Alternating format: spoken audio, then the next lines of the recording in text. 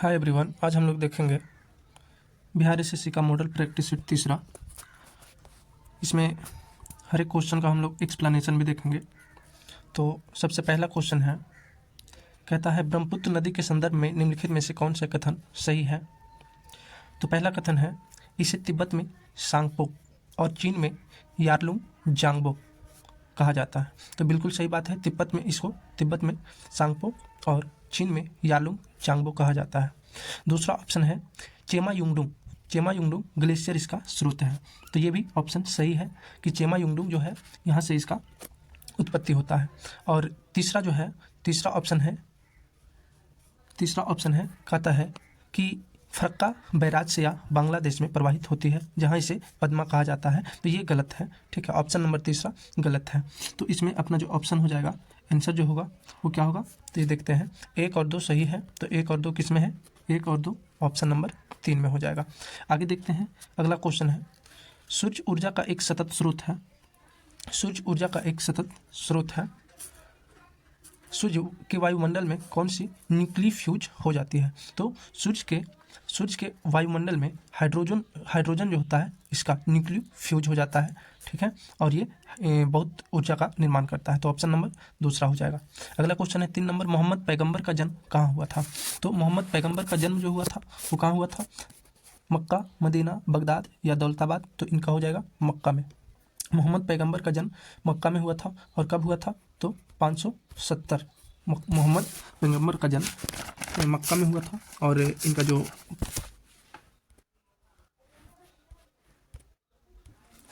जन्म हुआ था वो 570 ईस्वी में हुआ था, मक्का में 570 ईस्वी में हुआ था। कब हुआ था, 570 ईस्वी में हुआ था, ठीक है। अगला क्वेश्चन को देखते हैं। अगला क्वेश्चन है, वार एंड पीस पुस्तक किसके द्वारा लिखी गई है। तो वार एंड पीस किसके द्वारा लिखा गया है, तो लियो टॉल्स्टॉय के द्वारा लिखा गया है। किसके द्वारा लिखा गया है, लियो टॉल्स्टॉय के द्वारा लिखा गया। और लियो टॉल्स्टॉय जो है वो एक रशियन लेखक थे। और ये कब लिखा गया था, तो 1868 ईस्वी में। याद रखना है कि वार एंड पीस जो है ये किसके द्वारा लिखा गया, लियो टॉल्स्टॉय के द्वारा। और कब लिखा गया, 1868 ईस्वी में। अगला क्वेश्चन है, रात्रि के समय आकाश में कौन सा ग्रह लाल प्रतीत होता है। तो लाल ग्रह सबको पता होगा कि ये मंगल हो जाएगा, ठीक है, क्या है, मंगल। और लाल ग्रह जो है लाल क्यों दिखता है, क्योंकि इसमें आयरन ऑक्साइड पाया जाता है, ठीक है, इसलिए ये लाल ग्रह दिखता है। अगला क्वेश्चन 6 नंबर, भारत का वह राज्य जिसका अधिकांश क्षेत्र अत्यधिक घने वनों के अधीन है।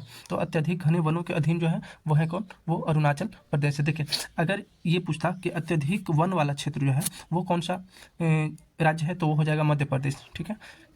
लेकिन बोल रहा है कि अत्यधिक घने वनों के अधीन वाला जो क्षेत्र है, राज्य जो है वो है अरुणाचल प्रदेश, ठीक है। अगला क्वेश्चन देखते हैं। अगला क्वेश्चन 7 नंबर, क्वेश्चन नंबर 7 बोल रहा है, निम्नलिखित में से कौन सा भारत का सबसे लंबा राष्ट्रीय राजमार्ग है। तो सबसे लंबा राष्ट्रीय राजमार्ग NH1 है कि NH2 है, NH3, NH4। तो क्या है, तो NH1 की लंबाई कितना है, तो NH1 की है 535 किलोमीटर। और NH2 का है 1214 किलोमीटर, याद रखना है। NH3 का है 427 किलोमीटर और NH4 का है मात्र 230 किलोमीटर। तो इस हिसाब से सबसे लंबा जो राजमार्ग हो जाएगा वो राष्ट्रीय राजमार्ग NH2 हो जाएगा, ऑप्शन नंबर 2। आगे है क्वेश्चन नंबर अगला क्वेश्चन बोलता है कि a thing of beauty is a joy for ever, पंक्तियाँ किसने लिखी। तो देखिए, a thing of beauty is Joy for ever, ये जो लिखा गया है जॉन किट्स के द्वारा। और जॉन किट्स का एक पोएम है जिसका नाम है एंडेमियन। क्या नाम है, एंडेमियन। और एंडेमियन नाम का जो पोएम है, इसका जो है पब्लिकेशन, इसका जो प्रकाशन हुआ वो 1818 ईस्वी में हुआ था। कब हुआ था, 1818 ईस्वी में। और ये जॉन किट्स के द्वारा लिखा गया पंक्तियाँ हैं। अच्छा, जॉन किट्स का जो जन्म है वो कब हुआ था, तो 1795 ईस्वी में। कब हुआ था, 1795 ईस्वी में हुआ था। कहाँ हुआ था, तो लंदन में हुआ था। कहाँ, जॉन किट्स का जन्म जो है वो लंदन में हुआ था। और मृत्यु कब हो गया था, तो मृत्यु मात्र 26 वर्ष के उम्र में 1821 ईस्वी में इनका क्या हो गया था, मृत्यु हो गया था। कितना, इनका, जॉन किट्स का। तो इतना याद रखना है, जॉन किट्स के बारे में कुछ भी क्वेश्चन आगे पूछ सकता है। अगला है, म्यांमार का पूर्वकालीन नाम क्या था। तो म्यांमार का पूर्वकालीन नाम क्या था, बर्मा था, ठीक है, याद रखना है। आगे है ताजमहल की रूपरेखा किसके द्वारा बनाई गई? तो ताजमहल की रूपरेखा किसके द्वारा? उस्ताद ईसा के द्वारा। किसके द्वारा? उस्ताद ईसा के द्वारा बनाया गया था। ताजमहल की रूपरेखा किसके द्वारा बनाई गई थी? तो उस्ताद ईसा के द्वारा। अगला है हरित स्थल ग्रीनलैंड। हरित स्थल ग्रीनलैंड है, तो हरित स्थल ग्रीनलैंड कौन है? क्या है? तो बर्फ, बड़ी बर्फ की चादर, बड़ी बर्फ की चादर इसको कह सकते हैं। ऑप्शन नंबर जो है वो 2 हो जाएगा, ऑप्शन नंबर 2 हो जाएगा। ठीक है, आगे 12 नंबर क्वेश्चन है, किस संशोधन द्वारा धर्मनिरपेक्षता और समाजवादी ये शब्द भारतीय संविधान की उद्देशिका में जोड़े गए थे? तो देखिए ये जो था वो 42वां संविधान संशोधन 1976 और ये 42वां संविधान संशोधन 1976 में 3 शब्द को जोड़ा गया था। तो उसमें से एक तो धर्मनिरपेक्षता है, दूसरा समाजवादी है और तीसरा क्या है बताना है? तो तीसरा अखंडता है। क्या है? अखंडता, अखंडता। तो ये तीनों शब्द को कब जोड़ा गया था? ये जोड़ा गया था 1976 ईस्वी में। बोलेगा किस संविधान संशोधन में? तो 42वां संविधान संशोधन में। 42वां संविधान संशोधन 1976 में हुआ था और ये 3 शब्दों को जोड़ा गया था, धर्मनिरपेक्षता, समाजवादी और अखंडता। आगे अगला क्वेश्चन को देखना है। अगला क्वेश्चन है कि ताजमहल बनवाया था। ताजमहल मतलब किसने बनवाया था? तो ताजमहल जो बनवाया था वो पता है कि शाहजहां ने बनवाया था। ठीक है, ताजमहल किसने बनवाया था? शाहजहां ने बनवाया था। अच्छा, ताजमहल जो है ये कब बनवाया था शाहजहां ने? तो ताजमहल 1632 ईस्वी में बनवाया था। ठीक है, और ये कहाँ है? तो ताजमहल जो है यूपी के आगरा में है। कहाँ है? यूपी के आगरा में है। और अगर पूछ देगा कि अगर ताजमहल किस नदी के तट पे है, तो ताजमहल जो है वो यमुना नदी के दक्षिण तट पर स्थित है। तो इतना याद रखना है ताजमहल से। आगे अगला क्वेश्चन कहता है कि संसद के 2 सत्रों के मध्य समय अंतराल नहीं होना चाहिए। पूछ रहा है कि जो संसद के 2 सत्र होता है इसके मध्य जो है कितने से अधिक का समय अंतराल नहीं होना चाहिए? तो याद रखना है 6 माह से अधिक का समय का अंतराल नहीं होना चाहिए संसद के 2 सत्रों के मध्य में। अगला क्वेश्चन है राष्ट्रपति के चुनाव के लिए निर्धारित अधिकतम आयु है। देखिए राष्ट्रपति का चुनाव लड़ने के लिए ये तो निर्धारित है कि अधिकतम मिनिमम कम से कम तो 35 वर्ष होना चाहिए और लोकसभा का सदस्य बनने का उसमें योग्यता होना चाहिए। ठीक है, लेकिन बोल रहा है कि अधिकतम इसका कोई सीमा ही नहीं है। ठीक है, मतलब मरने तक के आदमी अगर चाहे तो वो क्या कर सकता है? राष्ट्रपति का चुनाव लड़ सकता है।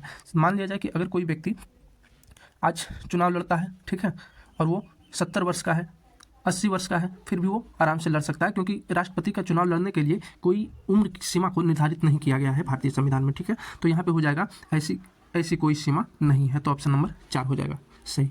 आगे चलिए देखते हैं, भारतीय बिस्मार्क के रूप में कौन जाना जाता है? तो भारतीय बिस्मार्क के रूप में जाना जाता है सरदार वल्लभ भाई पटेल को। सरदार वल्लभ भाई पटेल को कहा जाता है बिस्मार्क के रूप में। भारतीय बिस्मार्क यानी कि भारत का जो बिस्मार्क कहा जाता है वो सरदार वल्लभ भाई पटेल को कहा जाता है। अगला क्वेश्चन है, अली अकबर निम्न में से कौन सा संगीत वाद्य बजाते हैं? तो अली अकबर जो है, ध्यान रखना है कि अली अकबर क्या बजाते हैं?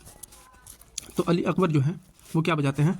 तो अली अकबर आपको बजाएंगे, अली अकबर जो है वो सरोद बजाते हैं। क्या बजाते हैं? अली अकबर जो है वो सरोद बजाते हैं। तो ध्यान रखना है कि अली अकबर क्या बजाते हैं? सरोद बजाते हैं। ठीक है, अली अकबर सरोद बजाते हैं। अच्छा, तबला कौन बजाते हैं? तो तबला जो बजाते हैं वो कौन है? तबला बजाते हैं जाकिर हुसैन। कौन बजाते हैं? डॉक्टर जाकिर हुसैन बजाते हैं। अच्छा, बांसुरी कौन बजाते हैं? तो बांसुरी बजाने वाले हैं एन लीला। आगे पन्ना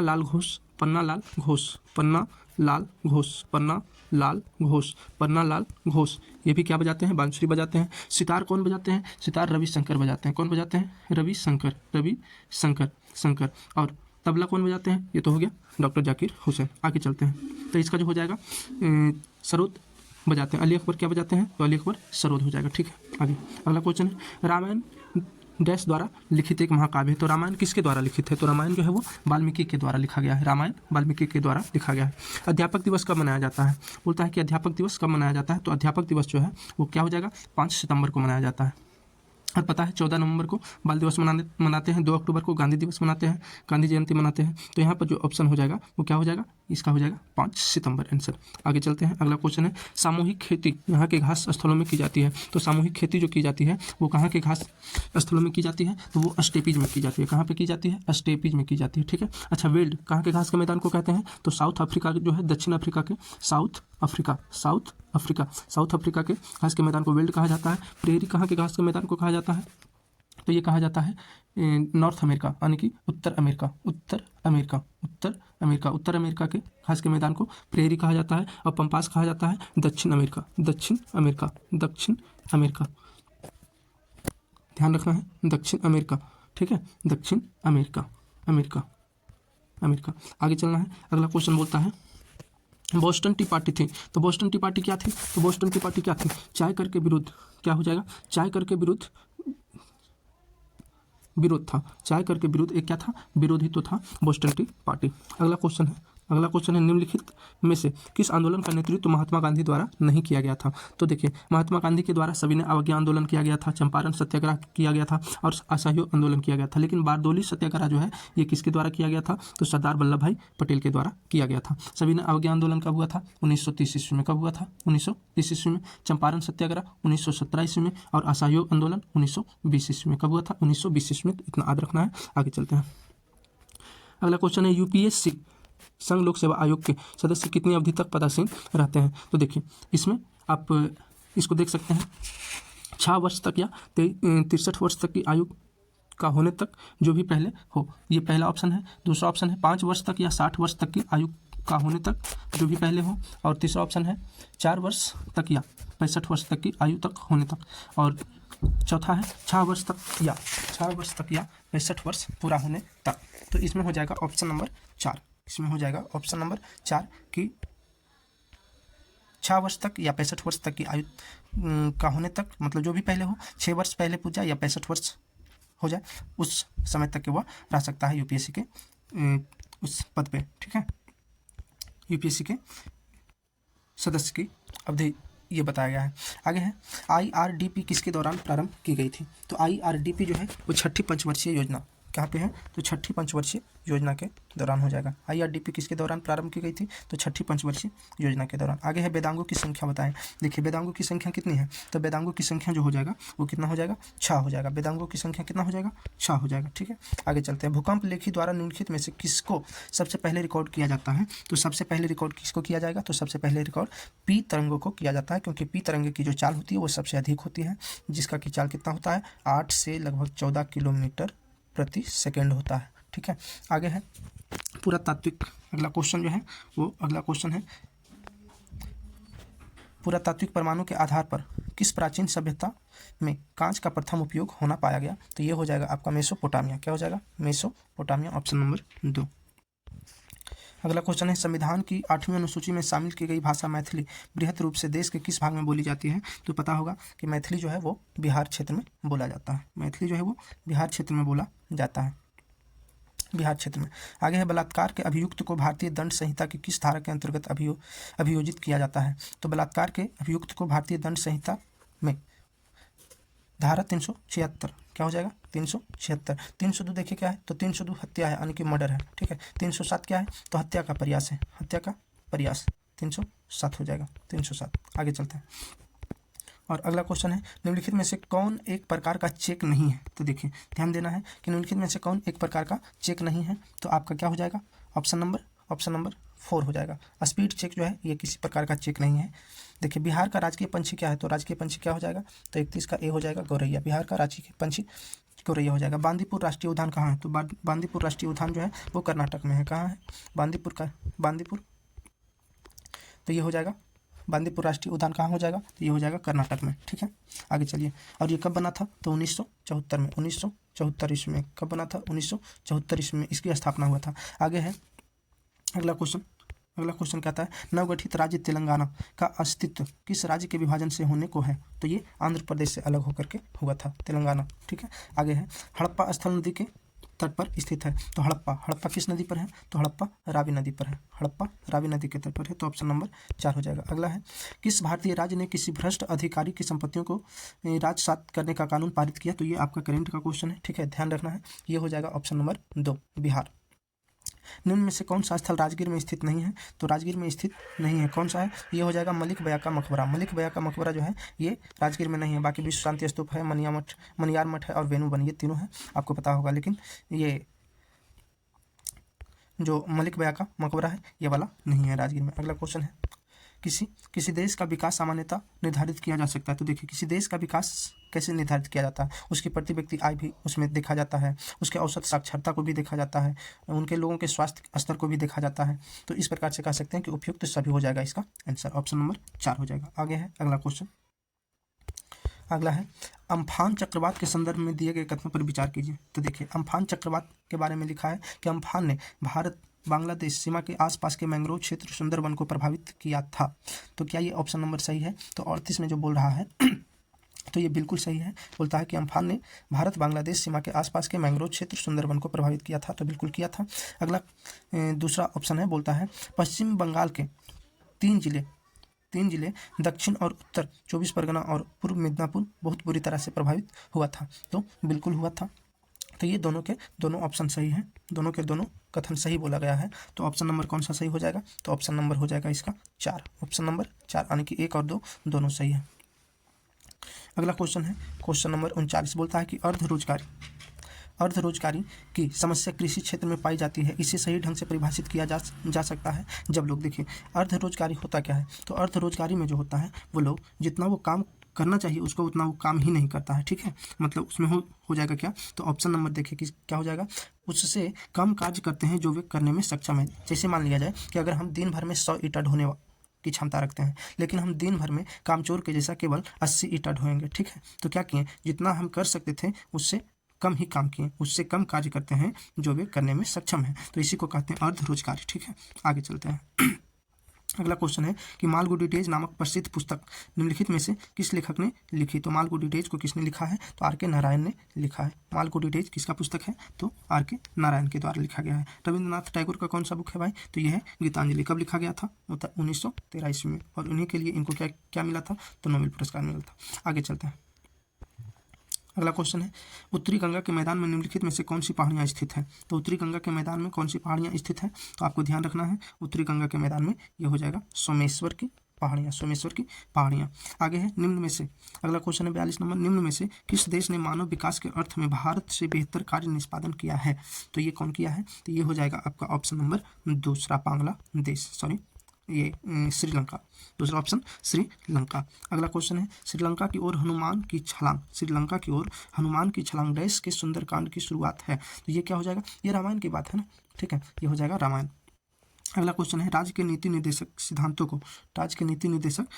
को किस देश के संविधान से प्रेरणा लेकर व्युत्पन्न किया गया? तो आपको पता होगा आयरिश यानी कि आयरलैंड से लिया गया था, ठीक है, आयरलैंड से लिया गया था राज्य के नीति निर्देशक सिद्धांत को। और ये राज्य के नीति निर्देशक सिद्धांत जो है डीपीएसपी यानी कि वो कहाँ से कहाँ तक है? तो वो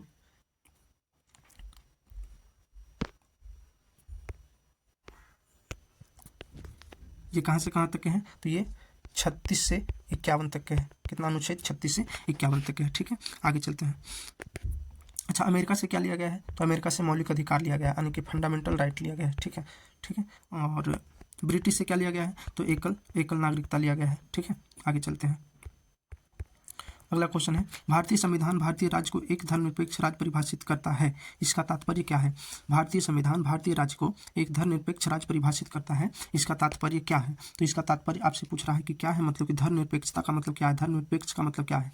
तो धर्मनिरपेक्ष का मतलब क्या? राज्य का कोई राजकीय धर्म नहीं है, राज्य सभी धर्मों के विरुद्ध है तो विरुद्ध तो हो ही नहीं सकता है, राज्य अल्पसंख्यकों को बहुसंख्यकों के बराबर उठाने हेतु निधि प्रदान करता है, ऐसा कोई बात नहीं है, उपयुक्त में से कोई नहीं। तो ऑप्शन नंबर ए हो जाएगा, राज्य का कोई राजकीय धर्म नहीं होता है, ठीक है, वो सभी धर्मों को समान मानता है, वही धर्मनिरपेक्ष होता है। आगे है 46 नंबर क्वेश्चन, बिहार राज्य के वह मुख्यमंत्री जो सबसे कम अवधि तक इस पद पर रहे, वह कौन है? तो सबसे कम अवधि तक जो रहने वाले हैं मुख्यमंत्री पद पे वो हो जाएंगे सतीश प्रसाद सिंह। और ये कब से कब तक रहे थे? तो 28 जनवरी 1968 से लेकर के 1 फरवरी 1968 तक। अगर इसको देखा जाए सही से तो 28 जनवरी 29 जनवरी और उसके बाद 30 और उसके बाद 31 और 1, मतलब 2 4 5 दिन मुश्किल से ये मुख्यमंत्री के पद पे रहे थे। आगे चलते हैं। क्वेश्चन नंबर 47 है, बिहार के उदंतपुरी महाविहार नष्ट कब हुआ? ये बख्तियार खिलजी के आक्रमण से ही हुआ था, बख्तियार खिलजी के आक्रमण से, ठीक है। बिहार के उदंतपुरी यानी कि बिहार शरीफ का जो महाविहार नष्ट हुआ वो कैसे हुआ? बख्तियार खिलजी के आक्रमण से हुआ। अगला है ease of doing business index किसके द्वारा तैयार और प्रकाशित किया जाता है? तो ये किसके द्वारा किया जाता है? तो आपको याद रखना है कि ये जो तैयार किया जाता है ये विश्व बैंक समूह के द्वारा तैयार किया जाता है। किसके द्वारा? तो विश्व बैंक समूह के द्वारा तैयार किया जाता है ease of doing business index. अगला क्वेश्चन है 49 नंबर, ध्यान देना है। 49 नंबर क्वेश्चन कहता है निम्नलिखित नदियों के युग में से किसे सर्वप्रथम जोड़ा गया था? तो इन नदियों में से सर्वप्रथम किसे जोड़ा गया था? तो सर्वप्रथम गोदावरी और कृष्णा को जोड़ा गया था एक साथ, ध्यान रखना है। अगला क्वेश्चन है 50 नंबर, बिहार के सर्वाधिक राष्ट्रीय उच्च पथ NH लंबाई वाला जिला है, तो सबसे अधिक लंबाई वाला जिला क्या हो जाएगा इसमें से? तो इसमें से हो जाएगा आपका पटना, ठीक है, पटना। कितना? तो 395 किलोमीटर, 395 किलोमीटर NH की लंबाई है पटना में। अगला क्वेश्चन, अब साइंस का कुछ क्वेश्चन है, इसको देख लेते हैं। बोलता है कि निम्नलिखित में से कौन सी गैस सबसे हल्की है? तो सबसे हल्की गैस कौन सी हो जाएगा? तो सबसे हल्की गैस हाइड्रोजन हो जाएगा, सबसे हल्का गैस हाइड्रोजन हो जाएगा। अगला है, अच्छा, कार्बन डाइऑक्साइड को क्या कहा जाता है? तो सूखी बर्फ कहा जाता है, शुष्क बर्फ जिसको बोलते हैं सूखी बर्फ या शुष्क बर्फ बोला जाता है। किसको? कार्बन डाइऑक्साइड को, ध्यान रखना है, कभी क्वेश्चन मिल सकता है। आगे है, जब कोलाइडी बिलियन से प्रकाश का प्रबल किरणपुंज गुजारा जाए तो प्रकाश क्या हो जाता है? जब कोलाइडी बिलियन से प्रकाश को गुजारा जाएगा तो वो छितरा जाएगा, ठीक है, क्या होगा? छितरा जाएगा। अगला क्वेश्चन है 53 नंबर, अधिक जैविक क्षति किसमें होती है? तो अधिक जैविक क्षति किसमें होगा? देखिए, एक्स किरणें या गामा किरणें या बीटा किरणें या अल्फा, तो सबसे अधिक क्षति जो पहुंचाएगा वो पहुंचाएगा गामा किरण, ठीक है, ध्यान रखना है। और सबसे कम अगर पूछ देता तो अल्फा किरण हो जाएगा, ठीक है। तो सबसे अधिक कौन पहुंचाता है क्षति? तो गामा किरण। अगला क्वेश्चन है, संबंधित माध्य युग के क्रांतिक कौन से अधिक आपतन कोण पर सघन से विरल बोलता है? सघन से विरल माध्यम की ओर जाने वाली प्रकाश किरण क्या करती है? तो वो क्या करती है? तो वो आंतरिक परावर्तन होता है, संपूर्ण अणु की समग्र आंतरिक परावर्तन हो जाता है उससे। अगला क्वेश्चन है 55 नंबर, ऑटोमोबाइल में पीछे का ट्रैफिक देखने के लिए किस प्रकार का दर्पण प्रयुक्त होता है? तो देखें, पश्च दर्पण की बात कर रहा है, मतलब कि हम लोग जो पीछे के दृश्य को देखते हैं उसको उत्तल दर्पण में देख पाते हैं। आगे चलते हैं, अगला क्वेश्चन 56 नंबर है, निम्नलिखित में से किस विकिरण में सबसे कम तरंगदैर्ध्य होता है? तो सबसे कम तरंगदैर्ध्य जो होगा वो किस में हो जाएगा? तो सबसे कम तरंगदैर्ध्य जो होगा वो गामा किरण में होगा। वेधन क्षमता जो होगा वो सबसे ज़्यादा गामा में होगा, लेकिन तरंगदैर्ध्य जो है वो सबसे कम होगा, ठीक है, ध्यान रखना है। आगे है, दृष्टि के अस्थायित्व का सिद्धांत किसके पीछे का सिद्धांत है? तो ये हो जाएगा आपका सिनेमा। ये क्या हो जाएगा? सिनेमा। दृष्टि के अस्थायित्व का सिद्धांत जो है किसके पीछे का सिद्धांत है? ये सिनेमा का सिद्धांत है। आगे है, स्वाभाविक रूप से घटित होने वाला सबसे भारी तत्व कौन सा है? तो स्वाभाविक रूप से घटित होने वाला सबसे जो भारी तत्व है वो क्या हो जाएगा? वो हो जाएगा यूरेनियम। सबसे भारी तत्व क्या हो जाएगा? यूरेनियम हो जाएगा। आगे चलते हैं, अगला क्वेश्चन है 59 नंबर, तरल अवस्था में पाई जाने वाली अधातु। तो तरल अवस्था में पाई जाने वाली एकमात्र अधातु क्या है? ब्रोमीन है, जो कि तरल अवस्था में पाई जाती है कमरे के ताप पर भी। आगे है, वातावरण के भीतर क्षैतिज ऊष्मा अंतरण को क्या कहते हैं? तो वातावरण के भीतर क्षैतिज ऊष्मा अंतरण को क्या कहा जाता है? तो इसको अवशोषण कहा जाता है। क्या कहा जाता है? अवशोषण कहा जाता है। अगला क्वेश्चन है 61 नंबर, क्वेश्चन नंबर 61 बोलता है, निम्नलिखित में से किसकी भेदन क्षमता न्यूनतम है? तो अभी हम लोग पढ़े थे कि वेधन क्षमता जो है वो सबसे कम किसका हो जाएगा? तो अल्फा कण का हो जाएगा। किसका हो जाएगा? वेधन क्षमता जो है वो सबसे कम किसका हो जाएगा? अल्फा कण का। और अगर तरंगदैर्ध्य बोलेगा सबसे अधिक, तो किसका हो जाएगा? सबसे अधिक तरंगदैर्ध्य जो होगा वो किसका हो जाएगा? तो जैसे अल्फा कण का वेधन क्षमता न्यूनतम है लेकिन तरंगदैर्ध्य अधिकतम होगा, ठीक है। आगे चलना है, हेक्सामिथाइलिन डायामाइन और एडिपिक एसिड के संघनन से प्राप्त पॉलीमर क्या होता है? तो प्राप्त पॉलीमर जो होगा वो नाइलॉन 66 हो जाएगा, option number first. Question number अगला देखते हैं 63, बोलता है कि कार्बनिक यौगिकों से संबंधित गलत कथन का चयन कीजिए। तो कार्बनिक यौगिक से गलत कथन कौन सा होगा? उनका गलनांक तथा क्वथनांक निम्न होता है। और अगला ऑप्शन है, अगला देखते हैं, बोलता है वे जल में घुलनशील नहीं है, वे सहज ज्वलनशील नहीं है, उनमें मुख्यतः कार्बन और हाइड्रोजन होते हैं। तो देखिए, इसमें बोल रहा है गलत कथन चुनने के लिए, तो गलत कथन जो हो जाएगा वो तीसरा हो जाएगा कि वे सहज ज्वलनशील नहीं है। ऐसा बात नहीं है, जो कार्बनिक यौगिक होगा वो जलेगा, ठीक है। आगे चलते हैं, अगला क्वेश्चन बोलता है 5% जल वाले एथेनॉल को क्या कहते हैं? तो 5% जल वाले एथेनॉल को परिशोधित स्पिरिट कहते हैं। क्या कहते हैं? परिशोधित स्पिरिट कहते हैं। अगला क्वेश्चन देखते हैं 65 नंबर, बोलता है पर्यावरणीय जागरूकता के अंग्रेजी अक्षर पी से आरंभ होने वाली प्रसिद्ध 3 शब्द कौन से हैं? तो देखिए, पी से जो होगा वो क्या हो जाएगा? पी से पोल्यूशन, पॉवर्टी, पोल्यूशन। आगे है पोल्यूशन, पॉलिटिक्स, प्राइस ये नहीं होगा, power, production, pollution, people, poverty और पॉलिटिक्स, ऐसा कुछ नहीं होगा, पॉपुलेशन होगा, पॉवर्टी होगा और पोल्यूशन होगा। तो ऑप्शन नंबर 4 हो जाएगा इसका सही आंसर, ठीक है। आगे है अगला क्वेश्चन 66, बोलता है निम्न में से कौन सा जोड़ा सही है? तो इसमें से जो सही जोड़ा होगा वो क्या होगा? द्वितीय उपभोक्ता घास, नहीं, घास तो होता है, वो क्या हो जाएगा? उत्पादक हो जाता है, ठीक है। आगे है अपघटक बैक्टीरिया, तो हाँ, सही जोड़ा जो है यही हो जाएगा अपघटक बैक्टीरिया जो होता है वो क्या होता है, अपघटक होता है। ठीक है, आगे है उत्पादक हिरन हो नहीं सकता है, प्राथमिक उपभोक्ता तेंदुआ कैसे हो सकता है, प्राथमिक उपभोक्ता, ये तो गलत है।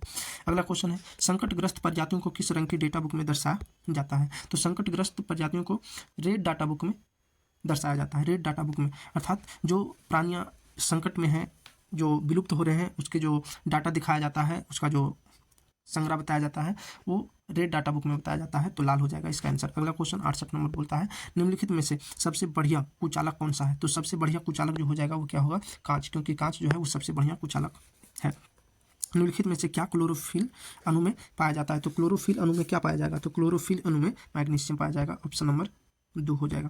अगला क्वेश्चन है जैव विविधता का अंतर्राष्ट्रीय वर्ष क्या है, तो जैव विविधता का अंतर्राष्ट्रीय वर्ष जो है वो क्या है, 2010। जैव विविधता का अंतर्राष्ट्रीय वर्ष क्या है, 2010। आगे है अल्फा केराटिन एक प्रोटीन है जो पाया जाता है, तो देखिए अल्फा केराटिन जो है प्रोटीन जो होता है वो 2 प्रकार का ऐसे देखने को मिलेगा आपको, एक अल्फा और एक बीटा मिलेगा। ठीक है, तो अल्फा केराटिन जो होता है वो किस में पाया जाता है, तो ऊन में पाया जाता है। अल्फा केराटिन किस में पाया जाएगा, तो ऊन में पाया जाता है।